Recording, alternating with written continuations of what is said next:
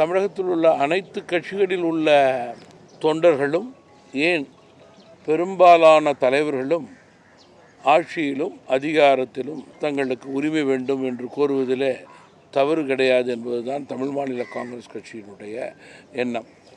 அதே நேரத்தில் ஆட்சியில் பங்கு வேண்டும், அதிகாரத்தில் பங்கு வேண்டும் என்பது ஒவ்வொரு கட்சியினுடைய தலைவர் தொண்டர்களுடைய எண்ணமாக இருக்கலாம்.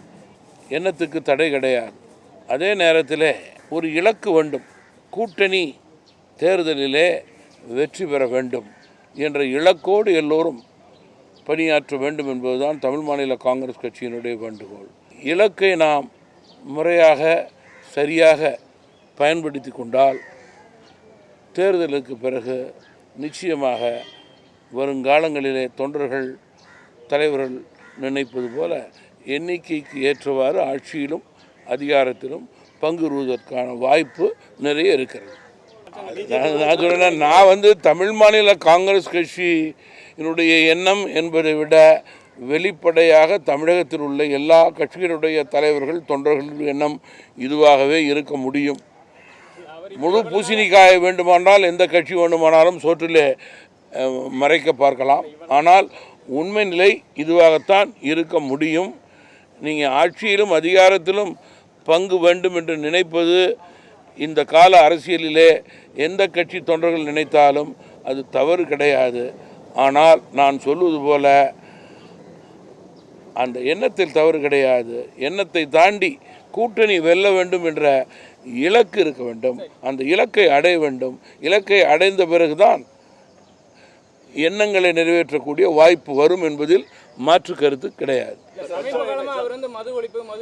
மது ஒழிப்பை பொறுத்தவரையில் தமிழகத்தில் உள்ள பெரும்பாலான கட்சிகள் இதில் உறுதியாக இருக்கிறார்கள் என்ற அறிவிப்பை பார்த்திருக்கிறோம். தமிழ் மாநில காங்கிரஸ் கட்சியை எடுத்துக்கொள்வோமே ஆனால் எங்களுடைய நிறுவன தலைவர் ஐயா மூப்பனார் காலத்திலிருந்து மதுவில்லா தமிழகம் என்ற கொள்கையை உறுதிபட நாங்கள் எல்லா கூட்டங்களிலும் பேசிக்கொண்டிருக்கிறோம். படிப்படியாக தமிழகத்தில் மது ஒழிப்பு தேவை என்று வலியுறுத்தி கொண்டிருக்கிறோம். தமிழகத்தில் ஒரு கட்சி மதுவில்லா தமிழகம் என்ற ரீதியிலே 1 கோடி கையெழுத்தை வாங்கி ஆளுநரிடம் கொடுத்திருக்கின்றது என்றால் அது தமிழ் மாநில காங்கிரஸ் கட்சி தான். மதுவில்லா தமிழகம் என்ற ரீதியிலே பல நேரங்களிலே ஆர்ப்பாட்டம், போராட்டம், உண்ணாவிரதம் என்று தமிழ் மாநில காங்கிரஸ் கட்சியும் நடத்தியிருக்கிறது. எனவே மது இல்லா தமிழகம் என்று கூறுவது அரசியல் கட்சிகளுக்கு புதிதல்ல. மது இல்லா தமிழகத்திற்கு என்னென்ன நிலையை யாரோ இருந்து எப்படி எடுக்கிறோம் என்பதுதான் நிலை.